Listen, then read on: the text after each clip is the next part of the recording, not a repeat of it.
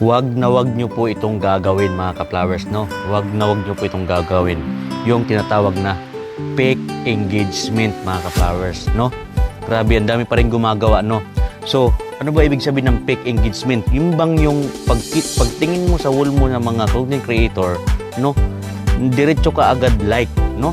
Comment diretso, hindi mo man lang tinapos ang video. Fake engagement mga ka-flowers. Wag po tayong magbadali. Ikaw ang mahirapan yan, hindi po yan counted mga ka-flowers. Ano ibig sabihin ng engagement? Nakikipag-ugnayan ka, no?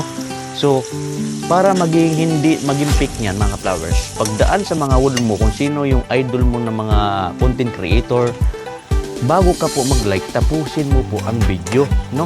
Mga ka-flowers, para maging counted po siya.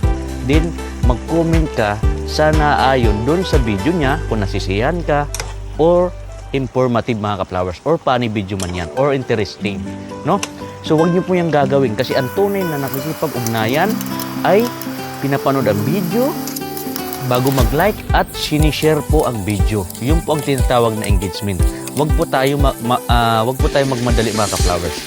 Dahan-dahan mga ka-flowers para hindi ka po magka-restrict account. Kaya yan ang nagiging problema mga ka-flowers. Kung may natutunan, huwag kalimutan mag-follow and share this video. Arigato gozaimasu.